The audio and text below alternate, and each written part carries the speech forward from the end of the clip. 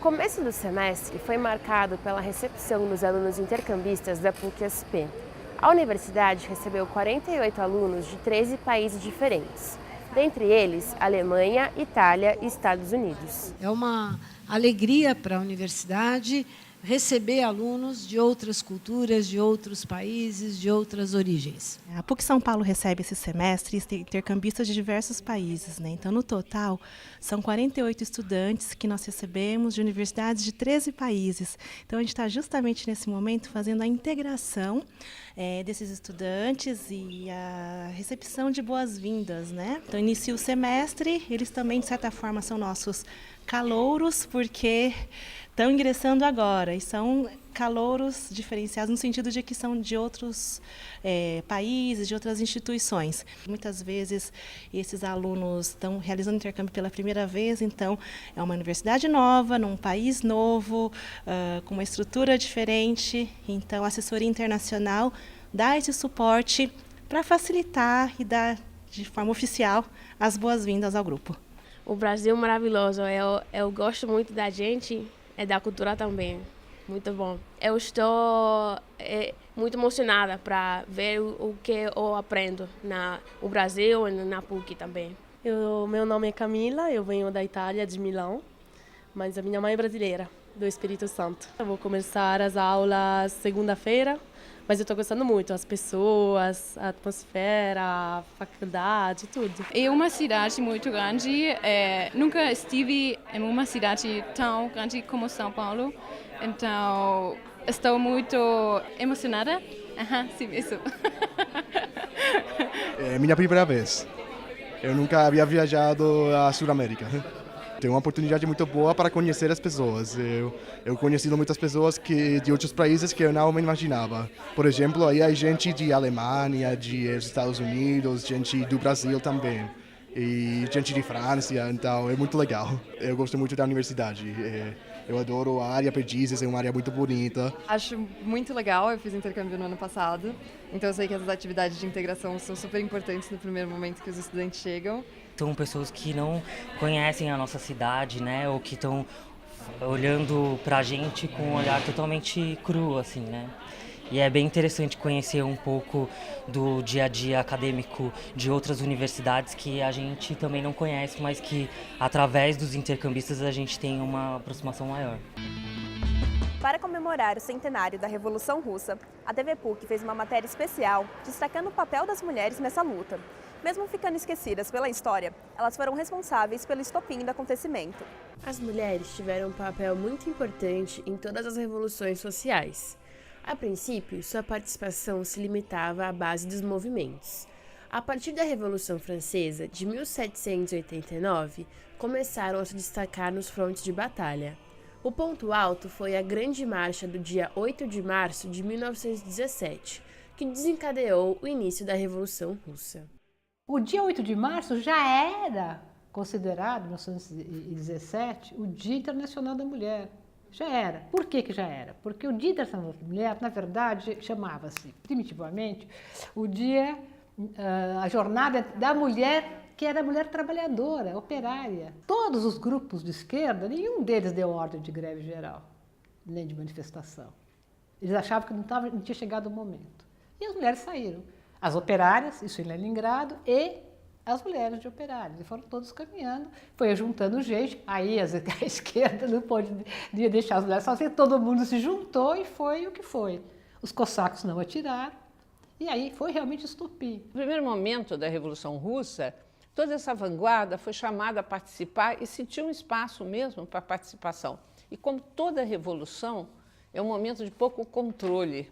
Então, nesse momento, irrompem todas as forças, os grupos que querem participar. É sempre uma coisa criativa, uma revolução, né? E foi realmente extraordinário, tanto que as mulheres, né, essas mulheres feministas, comunistas, propuseram, escreveram.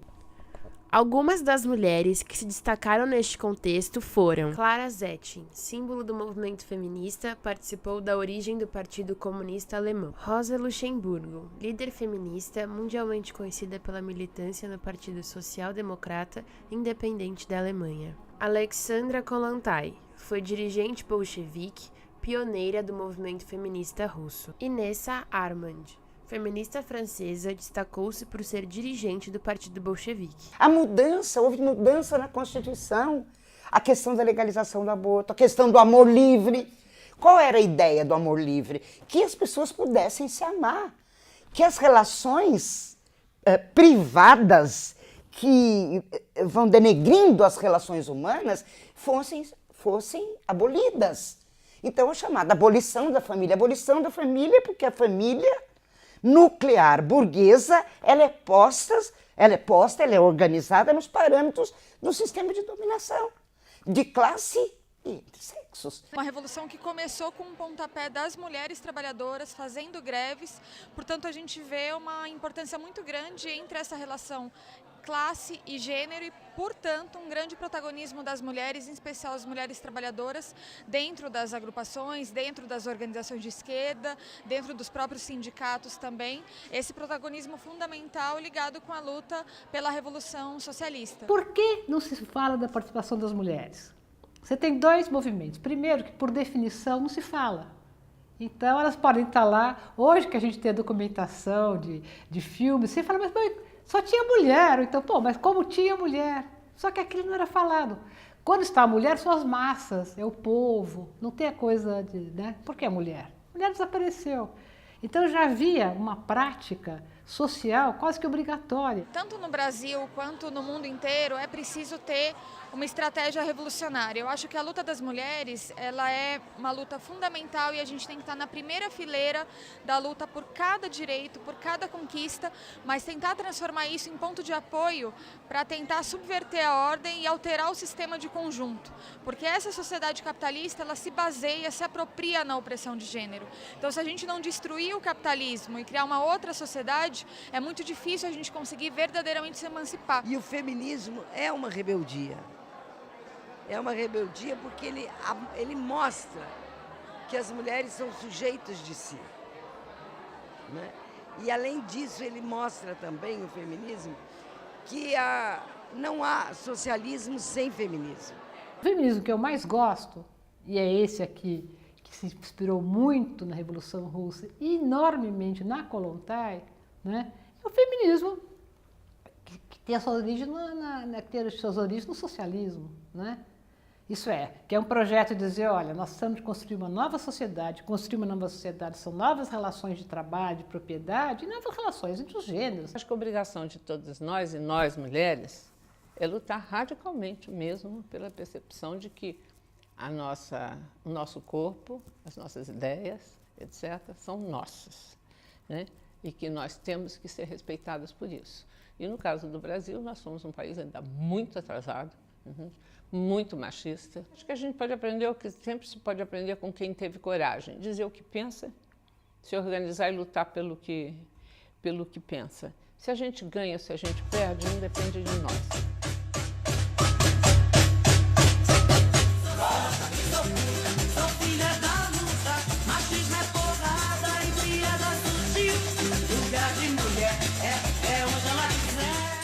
O curso de Relações Internacionais da PUC São Paulo trouxe para os alunos o seminário sobre comércio eletrônico e Organização Mundial do Comércio, considerando a importância do tema para as negociações atuais e para a discussão da agenda da OMC, que está prevista para o final deste ano. Um tema muito atual que precisa estar dentro do debate acadêmico, né? Porque, por um lado, de fato, a gente tem um crescimento muito expressivo do comércio eletrônico, em termos de que prestação de serviços, mesmo vendas e entrega de produtos, cada vez mais se dá pelo meio do comércio eletrônico. Ou seja, um tema que fica na interface entre o comércio internacional e questões relacionadas à governança da internet e de privacidade e proteção de dados pessoais.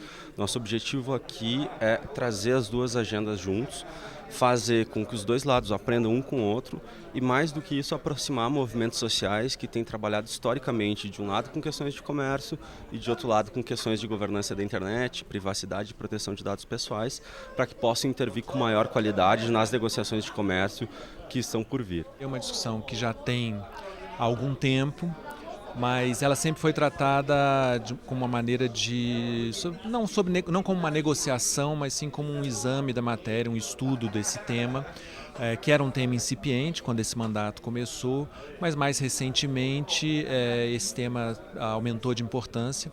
Alguns acordos internacionais começaram a discutir regras sobre esse assunto. Regras não diretamente aplicáveis às empresas, mas na verdade que disciplinam o tipo de regulamentação que os governos podem fazer sobre o comércio eletrônico e sobre as empresas. A economia informacional ela é fortemente baseada em dados pessoais. Então essas corporações elas tendem a declarar que a privacidade morreu ou inverter a lógica da privacidade. Hoje 1% da população detém 50% de toda a renda mundial, justamente em função dessa política adotada pelas empresas transnacionais. Eles querem aprofundar isso, querem controlar a cidadania, querem controlar a população, saber os seus gostos, seus hábitos, onde você frequenta, de quem você é amigo, e tendo o monopólio dessas informações, decidir a sua vida. Uma das hipóteses que se cogita é se esses temas eles deveriam ser objeto de regulação por meio de tratados internacionais de comércio ou eles deveriam ser regulados em outros tipos de tratados internacionais ou só mesmo através de leis domésticas, leis locais que levariam em consideração as particularidades de cada país e até mesmo os aspectos culturais. A nossa ideia é tentar equilibrar a preservação de um espaço para maior difusão do comércio eletrônico com a proteção do usuário desse comércio. Desde julho do ano passado, com o impasse nas negociações dos acordos mega-regionais, esse tema ele volta para a agenda da OMC. E volta na agenda da OMC de uma forma diferente, colado com alguns temas como desenvolvimento, pequenas e médias empresas, entre outras questões particulares. Então a expectativa é que esse seja um dos grandes temas na mesa de negociações em dezembro, na Ministerial, em Buenos Aires.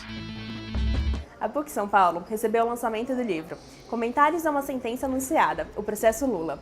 E a TV PUC cobriu o evento em que juristas e alunos discutiram a atual situação política do Brasil. Comentários a uma Sentença Anunciada, o Processo Lula, é um livro que discute o curso das ações tomadas dentro do processo da Lava Jato contra o ex-presidente. A gente vem passando por um momento de mudança, espero que uma mudança de fortalecimento da democracia. Livros como esse buscam esse tipo de fortalecimento e a negativa da possibilidade de execução de um estado de excepcionalidade. O livro vai ser um registro histórico. A ideia veio quando saiu a sentença contra o Lula, a condenação. A comunidade jurídica já estava bastante incomodada com a Operação Lava Jato, com as várias arbitrariedades contra as prerrogativas, principalmente contra as prerrogativas dos advogados e o direito de defesa. A gente tinha um grupo de juristas que vem há um tempo debatendo o que está acontecendo com o Poder Judiciário. E foi muito rápido, elas lançaram a ideia, pediram que colegas que quisessem escrevessem algum artigo e vieram muitos artigos, mais de 100 artigos, mais de 100 vozes querendo falar. Esse livro vai ser importante para daqui a alguns anos, quando o Brasil retomar a democracia, nós não estamos no regime democrático hoje, a gente possa fazer a comissão da verdade e possa levantar os crimes que foram cometidos nesse período. E o maior dos crimes desse período, que deflagrou todo esse processo de intolerância, veio da Lava Jato, impulsionado por grupos de mídia.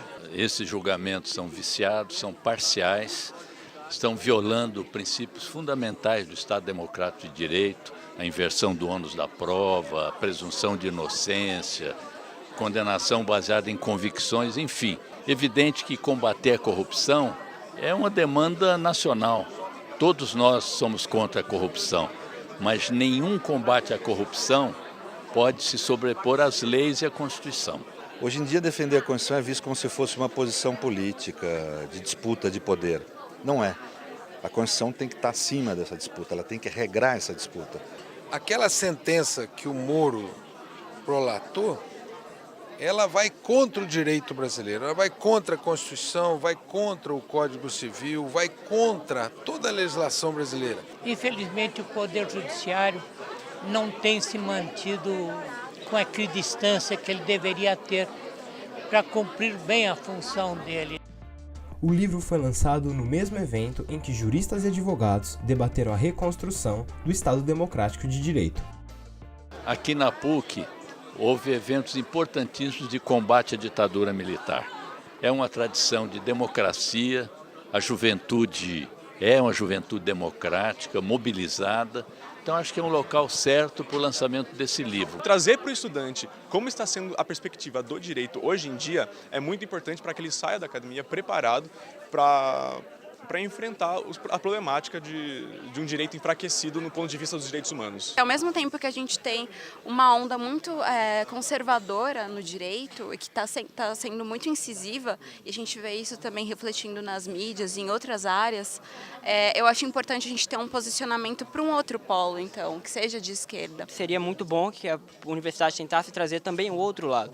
Vai se lançar um livro que traz uma visão da sentença do Moro, provavelmente uma visão crítica. Então é importante que talvez tenham modos de que o próprio Moro, talvez, acho que a PUC não teria dificuldade para isso, já que traz o Lula e grandes nomes da política nacional, ou pessoas que defendam a sentença, que defendam o modo como o Judiciário, o Ministério Público está agindo atualmente, para que exponham seus pontos e apresentem outro lado, porque é isso que enriquece o debate, para que a gente não viva uma hegemonia ideológica que, enfim, a própria esquerda critica bastante de um lado, mas muitas vezes ela se percebe fazendo a mesma coisa. Aconteceu no Tuca o seminário promovido pela Arquidiocese de São Paulo, Diálogos com a Cidade, Corrupção e Moralidade Pública.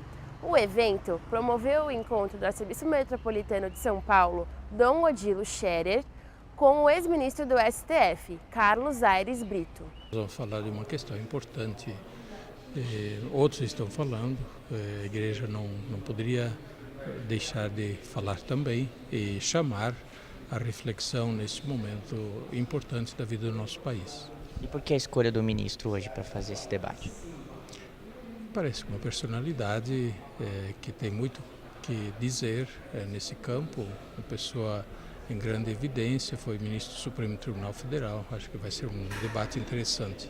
É muito difícil haver um tema central da vida que não tenha na Constituição brasileira de 1988 uma previsão. A PUC sempre esteve na linha de frente das lutas democráticas e éticas.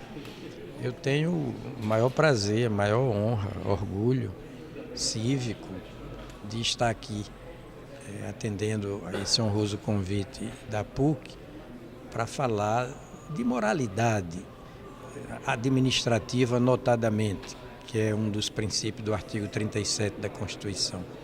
A moral é a arte mais alta de se dar ao respeito. Thomas Jefferson dizia: a arte de governar consiste exclusivamente na arte de ser honesto.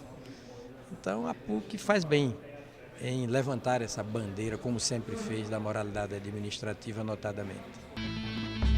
A exposição, que acontece no edifício Bandeiras de Melo, traz fotografias antigas e inéditas sobre a história da universidade e um pouco da vida das antigas moradoras, a Ordem das Carmelitas Descalças. Esse foi um projeto que foi feito pensando em dividir a história da PUC em 3 linhas, né? Uma linha, o antes da PUC, né, que é a história das Carmelitas, uma segunda linha, a relação da PUC com o bairro, e uma terceira linha, né, a relação do Tuca, essa resistência ao regime militar. Nesse sentido, quando a gente lançou essa ideia, né, a gente propôs para os nossos alunos para que eles viessem pesquisar e levantar a documentação e esse material para fazer essa exposição. A ideia é trabalhar com o Museu da Cultura a partir de uma ideia de valorização da memória da comunidade, tanto interna quanto externa. Eu dividi os alunos em grupos, né, por cada uma dessas linhas de pesquisa, e cada um desses grupos de alunos, eles foram buscando a documentação referente a uma dessas linhas. Não sei se todos sabem, aqui foi um lugar das Carmelitas Descalças, né, um convento, no qual elas vivenciaram aqui um momento de clausura, né, antes desse prédio se tornar PUC. Então a gente vai retomar essa memória, né, essas fotos são inéditas. Foi muito interessante porque não foi fácil, porque elas vivem clausuradas e elas só recebem, né, os alunos, as meninas. Então as meninas tiveram que, dessa linha de pesquisa, tiveram um grande cuidado, né, em fazer contatos com as carmelitas, ir lá mais de 3 vezes, né, ter todo um relacionamento, mostrar que era um projeto sério, né, para que elas pudessem confiar, né, e entregar esse tesouro delas, que eram essas fotos, para que a gente pudesse expor um pouco da vida delas aqui. A gente está falando de pessoas que elas valorizam a clausura, né? Então elas abriram a exceção de mostrar um pouco dessa clausura para a gente. A invenção de um novo estilo de diplomacia feito pelos Estados Unidos é o tema do livro Arquitetos da Política Externa Norte-Americana, do professor Reginaldo Nasser. Muito marcante, que é 1898. O que acontece em 1898? Os Estados Unidos entram numa guerra com a Espanha, né? Então a Espanha ainda tem posse sobre as Filipinas, né? Então Filipinas é uma colônia da Espanha. Os Estados Unidos entra em Cuba, ajuda a Revolução Cubana a tirar os espanhóis, né? Isso é muito conhecido. Filipinas é pouco visto, porque os americanos inclusive dizem, uma pequena guerra, dura 2 dias, os Estados Unidos derrotam, né? Então ninguém dá muita importância. Justamente, ela tem importância pelo sentido, pelo significado. Por quê? Porque pela primeira vez os Estados Unidos saem do hemisfério ocidental. Até então, os Estados Unidos era a doutrina internacional dos Estados Unidos, era a doutrina Monroe. Todo mundo repete muito, a América para os americanos. Como é que ele vai explicar Filipinas? Filipinas não faz parte do hemisfério. Então, pela primeira vez na história dos Estados Unidos, eles são obrigados a justificar que eles estão indo além do hemisfério. Então, eles começam a mostrar o quê? As pretensões de domínio internacional. Ou seja, os Estados Unidos foi começando a formular um tipo de política externa que ela é muito a cara do século XX, que os europeus não tinham. Essa articulação com a sociedade civil, né? A diplomacia europeia é uma diplomacia mais, até então, de cunho aristocrático, que é um pouco o tom da tradição brasileira. Tem mudado hoje, mas é um pouco o Rio Branco, o Itamaraty, né? O Brasil na América Latina é o que mais parece com a tradição europeia. Todo esse estilo americano, ele começou a aparecer isso nessa virada do século XIX para o século XX, né? Então, quando os europeus olham os Estados Unidos surgindo, eles não tinham muita noção de como era os Estados Unidos no cenário internacional. E eu estou querendo mostrar que os Estados Unidos já tinham um background, né, que era o que ele fazia na América Latina de uma forma geral. Eu vejo que é um balanço interessante aí nesse momento que nós estamos passando agora, século XXI, mas que tem ainda uma herança muito forte, muito grande nesse momento de fundação. Daí a palavra a ideia que eu buscava ali um título, né? Arquitetos, né? Arquitetos no sentido que eles vão moldando uma série de estruturas e dão, inclusive, uma estética, né, para a ação norte-americana no mundo. Então, no salão vou estar presente, vou estar falando de guerras globais e refugiados, né? Quer dizer, de certa forma tem a ver com os Estados Unidos na medida que uma boa parte do que acontece no mundo dos refugiados tem responsabilidade norte-americana. Como os Estados Unidos é a grande potência, ele está envolvido em todas as guerras no mundo, né? E particularmente o caso hoje que chama a atenção é a Síria, né? Então os Estados Unidos, ao lado de outras grandes potências, são os maiores responsáveis, né, pela tragédia na Síria. Para comemorar o centenário de aparição de Nossa Senhora de Fátima em Portugal, a imagem da santa esteve presente na capela da PUC São Paulo e foram realizadas missas em sua homenagem. No dia 13 de maio de 1917, mesmo ano em que ocorria a Primeira Guerra Mundial e a Revolução Russa, 3 crianças na cidade de Fátima, em Portugal, presenciaram um milagre. Lúcia, de 10 anos, e seus primos Francisco, de 9, e Jacinta, de 6, apacentavam um pequeno rebanho na Cova da Iria, quando afirmaram terem visto uma senhora mais brilhante que o sol em cima de uma azinheira. Era a aparição de Virgem Maria, que se repetiu até outubro, sempre nos dias 13 de cada mês, exceto em agosto, que apareceu no dia 19, pois as crianças foram mantidas presas e não puderam comparecer. Ao longo desses 5 meses, milhares de pessoas foram até o local para presenciar esse milagre. A Virgem Maria também revelou 3 segredos às crianças, conhecidos como os 3 segredos de Fátima. No último dia de sua aparição, dia 13 de outubro de 1917, a santa se apresentou como sendo a Senhora do Rosário. Considerando que a primeira aparição foi 13 de maio e a última 13 de outubro, então no dia 13 de outubro, em Fátima, se encerram todas as comemorações do centenário. E também o Brasil, juntamente com Portugal, as conferências episcopais, resolveram fazer juntas, seja o tricentenário do encontro da imagem de Nossa Senhora da Conceição no Rio Paraíba e o histórico, as aparições de Fátima. Eu atribuo a essas celebrações, a essa participação, a esse acolhimento, uma importância muito grande, porque ela traz a memória de todos os acontecimentos. E também ela traz toda uma concepção teológica a respeito do papel de Nossa Senhora na história da Igreja, na história dos cristãos. A imagem traz também, no nível da fé, a presença da própria Mãe de Deus, que apareceu em Fátima e apareceu também em outros lugares. É como uma mensagem de Nossa Senhora que continua no mundo inteiro. Acho que tanto o tricentenário de Aparecida como o centenário de Fátima ajuda a gente a entrar nessa caminhada para rever como nós estamos e como nós devíamos ser. E para mim, essa peregrinação da imagem de Fátima, de Nossa Senhora de Fátima, acaba realizando um aperfeiçoamento que nos incentiva assim a buscar a nossa missão.